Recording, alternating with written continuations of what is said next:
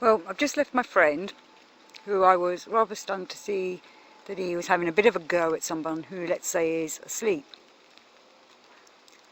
And this someone was looking for I suppose, a bit of a debate with someone about the whole shit show of the last few years. And I'm always concerned when someone gets angry and starts acting aggressive. And I'd say both parties, my friend, who is, I would like to think, is an awoken person, and the person that was asleep and is just following the narrative. But either way, it nearly ended in fisticuffs. Thankfully it didn't, but it was a lot of raised voices. And after a while, both of them were beginning to just do what Gurdjieff would call mechanical talking shit about their views, trying to get their points across and not listening to the other. And I see there's debates going on out there still, and we have to be careful how we speak about things to people, because many people who are asleep and follow the narrative, it's because, you know, they're programmed, as I've said in many shows.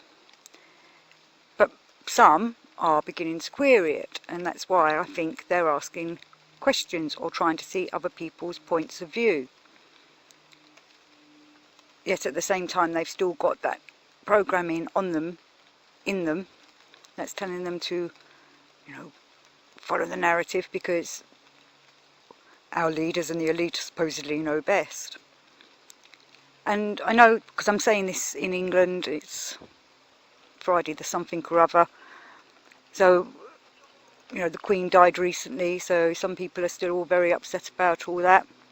And that makes, again, there's that emotional drive riding through my country, definitely. Whether people believe in or follow the royals or not, there's still an atmosphere of high intense energy, I think, from it all. Like when the shit show first started, there was definitely an atmosphere of fear in them first 2 weeks, which was like syrup. Gosh, it was hard to walk through. And everybody's picking up on it or tuning into it. They might not be aware of it. They might just be more highly strung or more ready for an attack. Well, that's where we, people who want to try and develop ourselves, we can't let that affect us. We have to see why they're being like that or where they're coming from. And even with some, what I call awakened people, I keep going to say woke, but then people misunderstand me. I'm talking obviously from a spiritual point of view, not that political agenda bullshit. But you know, everybody's still trying to find their way or their path to help them develop themselves. But I suppose what I'm getting at is the old, I told you so, I told you this was what it was all about kind of attitude causes some resentment on the side of those who are just beginning to wake up because they feel, oh, I've been a bit slow to catch on to what's going on. And instead, we shouldn't be doing the I told you so. We should be welcoming them and helping them find their idea and path. Oh, now it's about to piss down with rain. So I suppose what I'm trying to say is we need compassion and understanding. And I know we also need to bring in the unconditional love. And it can be frustrating when we see that people are not using their eyes and are just following in an agenda. But people like to be led. That's why they're called sheep. But some of the sheep are breaking away from the herd, and they need to be gently ushered in with a nice little collie dog or farmer's dog, doing it gently, not barking at them and going nuts at them, saying they're late or I told you so, but instead welcoming them to our herd. Or as I think Thomas Sheridan calls it, the tribe. Well, he does, I know he does, I follow his stuff a lot. Or whatever it is, you know, there's definitely a divide, them and us kind of thing. And we need to make sure that those that are coming over to us that are still unsure, still uncertain, they need gentle coaxing. But at the same time, they don't need scaremongering or some of that fear porn that's out there, or they don't need to jump down that rabbit hole and fall deeply into it. They need to just slowly sidestep into it and find their way. And I think that's, you know, that's what I just wanted to say in this little show, because I want to make sure that we're all doing this with good intentions and for the better for everybody, and not thinking, oh, we're the best, we're on the best side. It's not like that. It's those that are ready will come to us and we can help them. And those that aren't, sometimes we just have to leave them.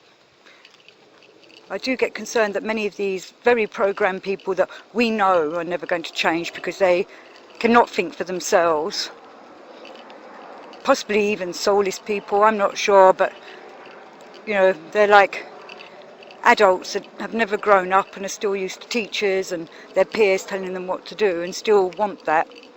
And there's many people that feel they have to follow the agenda because they're programmed to follow, and they are not ones that can break free of the herd.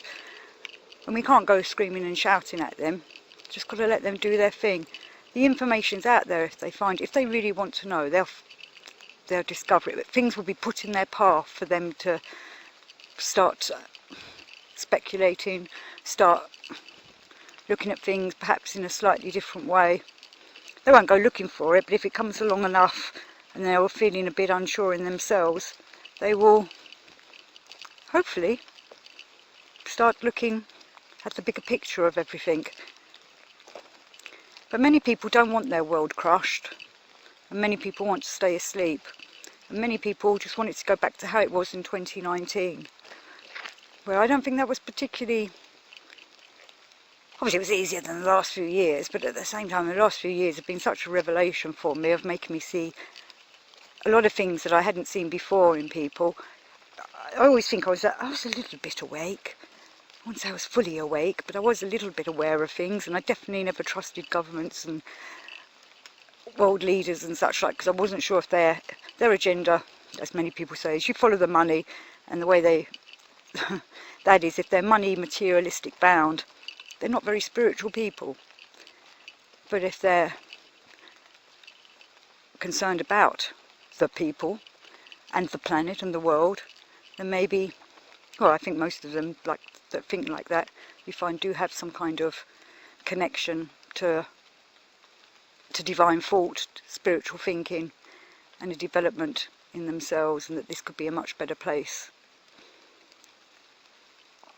So I'm hoping that from all this that's going on, we can develop a better world for people, but I do know that many of us are still seeing that the cabal that runs this world is trying many dark ways of taking over. As many of you know, I strongly believe this is a spiritual war. You know, the devil, Lucifer, Ahriman, they've not given up. Their mission is to destroy our souls. So, as I've said many times, stay awake, don't be controlled, and save your soul.